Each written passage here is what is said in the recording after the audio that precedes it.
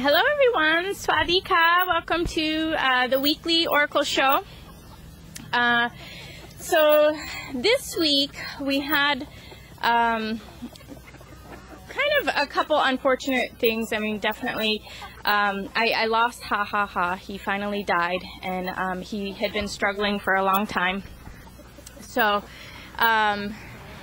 he was with me, you know, a lot in his last days, and I was with him when he died, but he has had a really long history since he has been born of health issues. So you know, it was just kind of always a struggle for him, and he had a couple of healthy streaks where, you know, I thought he was, you know, getting better, but you know, anyway, he was, I kind of knew he was going to die. I mean, there was nothing I could do. I can't really speed up the process. I mean, he was willing, you know, I was willing to let him go at any point, you know, but I didn't want to rush him either. So whenever he was ready. And it was interesting how he died yesterday. So, and then of course, Robin Williams died. Really shocking.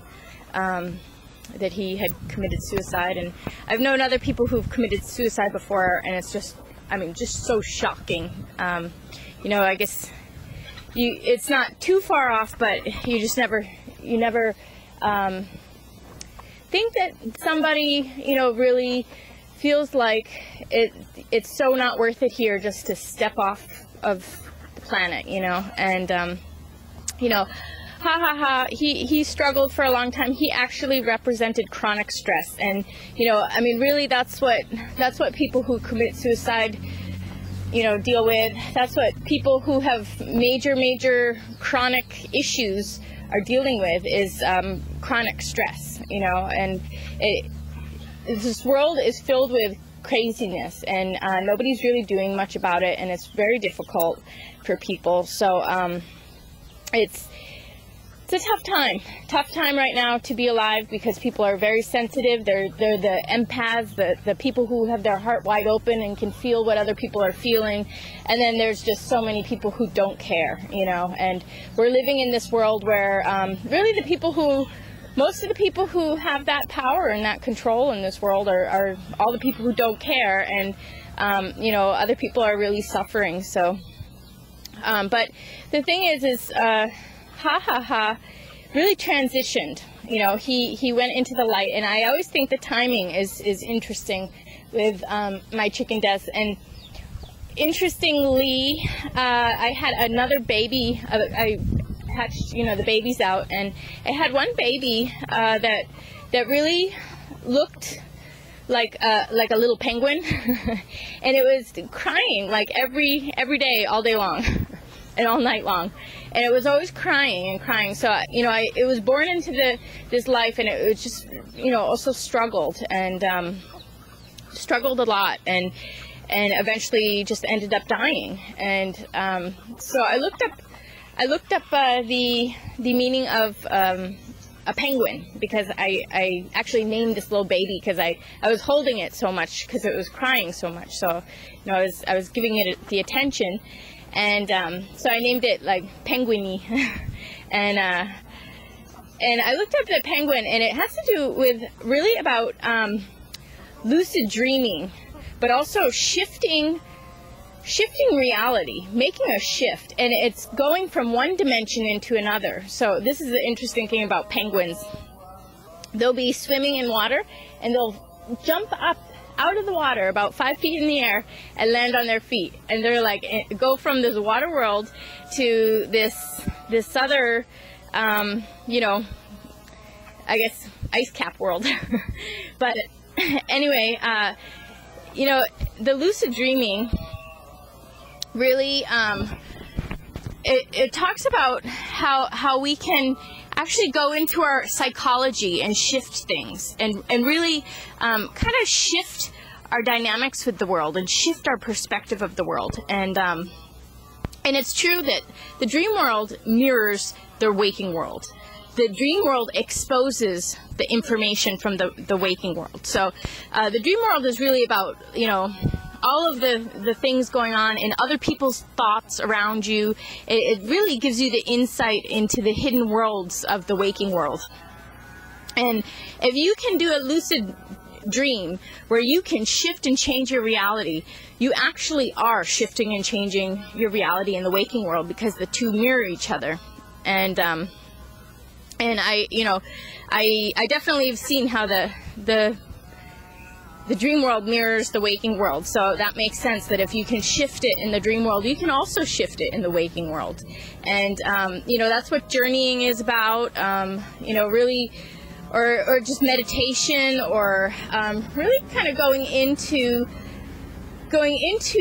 your emotions and your thoughts, and really kind of figuring out what it is that is tender, that's hurting, that's sore, and you know, going in there and finding ways to strengthen it and heal it, and then bypassing that. Don't let it hold you back. Don't let it get you down. You know, take control of your reality. You can't control other people's reality, but you can always control yours. And so I really see that just put an end to you know, all this chronic stuff that has been going on for a long time for him. And he's in the light now, you know, and this little penguin thing, this little penguin chickie went with him. They both died like within an hour from each other. So it was interesting how they went together. And you know, to me, sometimes things happen in our life, or we start up a new life, or we start something, or we have this little life that that really is a flop or something, but it's there to provide us with the information, or the kind of I guess the information, or the platform to really kind of wake up and shift and change things in our life. You know, I mean, for even me, I came to Thailand, and it was like my first set of plans just totally fell to pieces, and now I'm on a second set of plans, you know. And it's like, you know, just because something crashes and burns, it doesn't mean that you can't you know, do that inner soul searching work and figure out what it is that you need to change to be excited about your life, what it is that you really want, and like make that a live, active part of your life, you know, where what you're doing is exciting and enjoyable. So anyway, that was that message. And then we also had Magdalena, who was sitting on my lap for a little while, and Magdalena got stuck in the feed bag, and she was stuck there, I guess, overnight. And she must have gotten in there in the evening. They like to have their eggs in there, and I try and close it up real good. But anyway, somehow she had gotten in there, and she got her leg caught in the strings and was stuck in there. And Magdalena represents somebody who is, again, dealing with chronic issues in life, you know, like chronic oppression, you know, oppressive forces, you know, like really overwhelmed and down, and, you know, having everything taken from her as she works so hard to get it. And anyway, she sometimes has some self-sabotaging behavior. She picks on the feathers on her chest, and she stopped that, and it grew back in, and then she got caught in the food bag, and she picked them off again. But actually, I don't think she's picking at them now. So it was just while she was in the food bag, she kind of reverted back to that for a little bit. And then you know, I had just spoken about, I had just done the lectures on the container in the Lucifer effect, you know, where when we're living our lives, people can pick from these belief systems, and even if we know that those belief systems are not true, and that, you know, we know everybody's motive for using these belief systems, even if we're awake and aware, the overwhelm of all of these voices around us saying the same thing is really devastating. And even if we know better, it affects us in our lives. And so Magdalene is not one to, really get caught up in a belief system so much as emotionally she can get caught up. We all get caught up emotionally. If we don't get caught up psychologically, we'll definitely still get caught up emotionally. So this was like a little bit of a, still some of this, mass pressures on an individual, mass beliefs and group efforts to really, throw the magical, beautiful parts of life out, just to make everything more, I guess Earth-like or systematic, or not of heaven, not of a higher reality. People like to be dumbed down. They like to just not think, not feel, and just work. And this is, something that it affects all of us, because we actually do need to feel, and we do need to think, and we need to experience the life that really should be experienced in our hearts moment to moment, and it does add up. So if we're not living it moment to moment, we'll feel it big time. So and then after she got caught up, her leg was a little bit sore, and she got over that, but she went into like shock for a day, and then she came out of it. But she definitely had some processing there. So anyway, I guess that's about it for the information for the week. So I'm gonna call this Transitioning to the Light. We had a daily reading also today that matched up perfectly with the weekly reading. And so we'll get on to the lettuce reading, and I'll see you in a second. Okay, so I'm going to do the lettuce reading here for transitioning into the light, what we need to know for this time period of kind of the shedding of the past and coming into the new. And how to really transition ourselves from our history into a new world for ourselves. So I'm going to start with 3. Sometimes the same one gets it, so I'll do more, but 1 minute.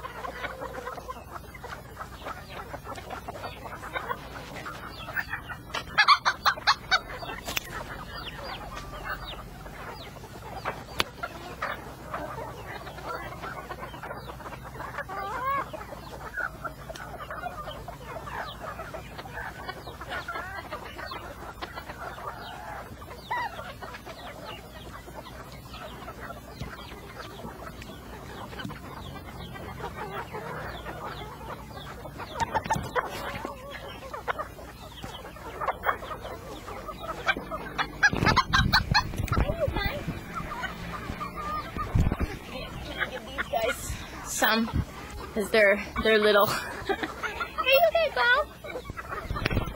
Okay, so we had we had Little Red jump into the food bag, and Little Red was sitting on my lap too. So she really has to do with survival, and really making decisions and doing things in a life based on deep need, like survival.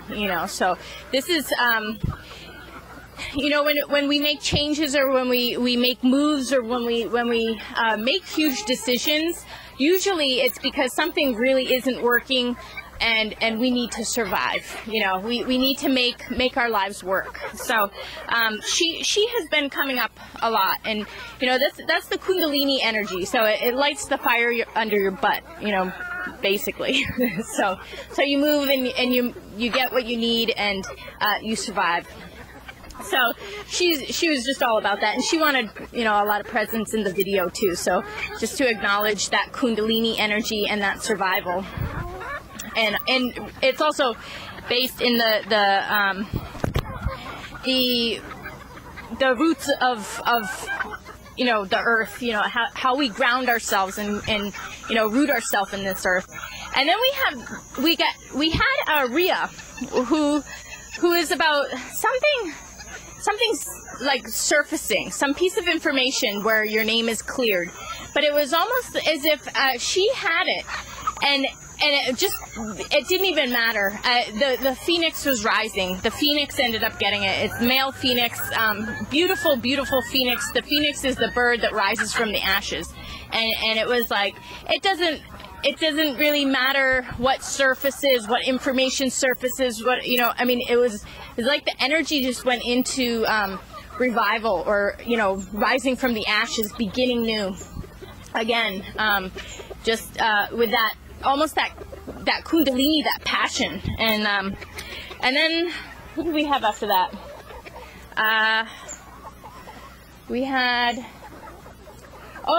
Then we had song, which is relationship. It's the number 2. It's about how one to another, relationship. So this is a message about relationship, and it has to do with harmony. Like what is in harmony with our soul? What relationships are in harmony with our happiness and our peacefulness? What is in harmony with the life we want to live? Who are the people and the relationships in harmony with the world we want to experience, you know? So that was the second one. And who was the last one? This guy. He was the last one. And he's such a beautiful boy. I can't keep him because he is frizzle, but he has those Kali colors that I was talking about, and he really has like every color in his black, but he's like the red and the black together, and that's again that divine justice, action, truth in action. But not only that, because of the curl, I always think of the curl as like change in direction, you know, so it just seems like things there's going to be some type of justice or some type of change in direction for the better, where things do work out, and we do get our shift in our lucid dreaming of our lives. You know, we get that shift in what we need to make our lives work for ourselves, and to be happy and to be fulfilled and to really have things working for us in the way that we need them to be working for us. So. And then Magdalena, again, she was sitting on my lap. There she is over there. But, you know, she's getting her loving, and we need that chicken to always have her loving, because she is a sweetheart, and she's had a rough life. Even though I named her after someone with a rough life, she actually did have a rough life. She was stolen at one point and by some heroin addict neighbors I had. And they sold her, and I had to track her down, and I got her back. But poor chicken. She was so happy to see me. So anyway, I hope everybody got what they needed out of this today, and I will see you again next week. Thanks a lot.